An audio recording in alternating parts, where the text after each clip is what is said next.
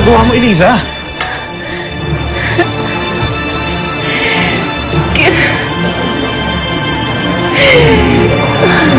Napakawalang hiya nila. Walang hiya talaga ang irisang yon. Kung away ang gusto niya, pwes, away ang makukuha niya. Talaga! Hindi tayo papatalo sa bastardang yun, ma. Dapat lang malaman niya ang kalaya na. Dapat lang alam niya kung sino mga kalaban niya. Unti-unti nang nawawalan ang kampi mga irisang yan. Soon, very soon, mababawi na rin natin lahat ng ninakaw niya sa atin. Hindi tayo titigil hanggat hindi natin siya nababalik sa tinabahan. Doon kung saan siya nababagay!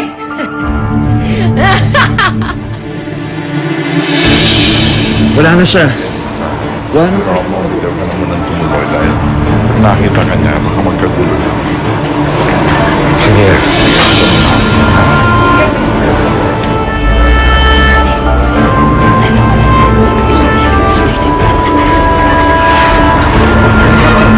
My deepest condolences. Marami po. Opo po kayo.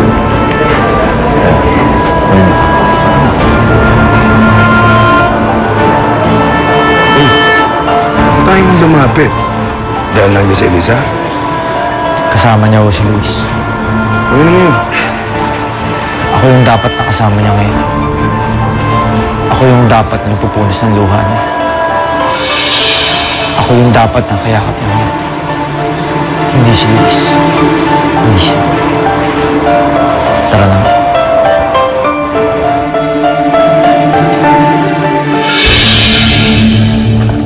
Oh, eto na ang merienda. Wow. Elisa. Oh, Elisa, ano? Nagpunta ba si Loretta dun sa lamay? Oo. Matagal na pala siyang nakalaya. Kaya naman pala hindi na umuwi dito si Sofia. Kasi palagi niya kasama yung bruha niyang nanay. Elisa, hindi kaya mabuti na magtapatan natin kay Amanda. Lalo na ngayon, nakalabas na si Loretta. At saka, si Henry nakakalat na sa lahat na patay na siya. Eh, mabuti na sa atin mag-umpisa kaya sa ibang tao, hindi ba? Ano? Lola, Ano sinasabi Lola, niyo? maupo na po kayo. Anong sabi niyo? Patay na si Hiner? Patay na si Hiner? Ha? Oh my God! Lucia! Tubig! Tubig! Dali! Lola! Dali!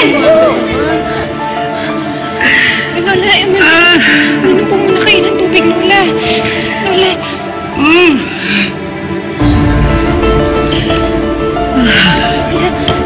Po ba kayo? Elisa, bakit naman hindi mo sinabi sa akin? Bakit hindi mo sinabing namatay si Hiner? Bakit hindi mo sinabi, Elisa? Ha? Bakit hindi niyo sinabi sa akin? Lola, pasensya na po kayo.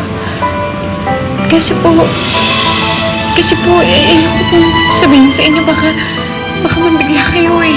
Hindi ko po alam kung paano ko sasabihin kasi baka mamaya kung anong mangyari sa inyo. Ay, ayoko mawala kayo, Lola. Hindi ako mawawala sa'yo. Hindi, lalo na ngayon. Ngayon pa.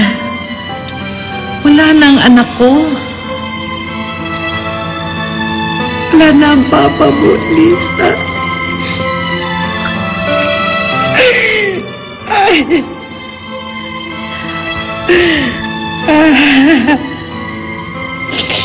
Pero ikaw, nandito ka pa.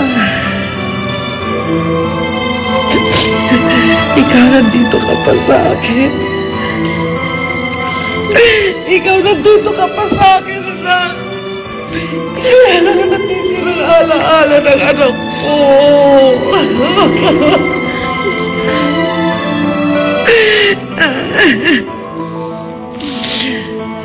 Hindi kita pababayaan.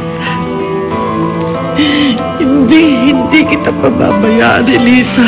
Ako magiging kakampi mo. Tayong dalawa. Ang Ipinapangako ko sa'yo, magiging malakas ako.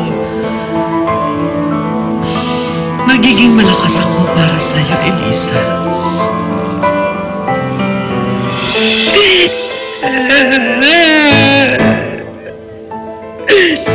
Nasaan na ang papa mo?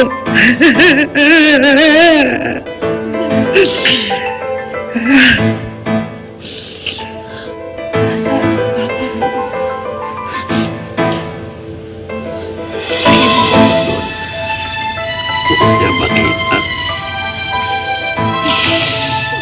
Gusto ko makita anak mo.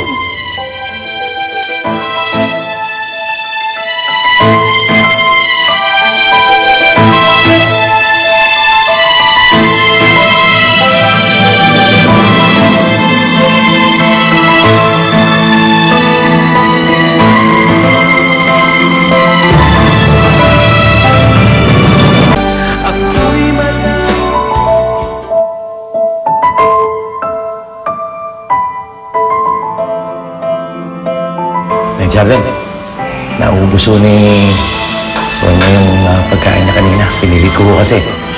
Kaya mamayang gabi ho, ako na ulit yung kapapakain sa kanya. Talaga bang magtatagal ka rito? O baka naman sinasabi mo lang yan dahil na naman sa inuuto mo na naman ang aking anak at ang aking apo? Hindi ho, Jarden. Seryoso po ako doon. Hindi ho ako aalis dito hanggat hindi namamatay ang anak ko.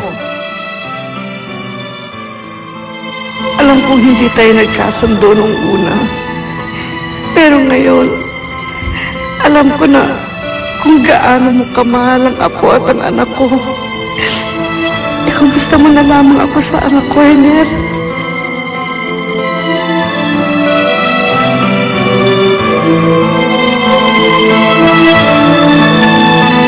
We may not always see eye to eye on things, but you are the best son a mother could ever have.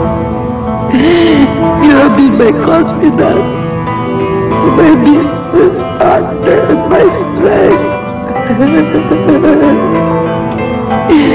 At ngayon na wala ka na, ipinapangako ko na I will be all that and more para sa anak mo. Hener, hindi ko siya pababayaan. I love you, son.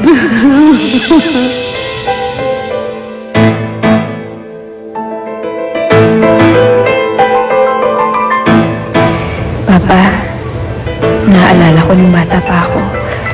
Parati ako nagtatampo sa'yo dahil parati mong hindi tinutupad ang mga pangako mo.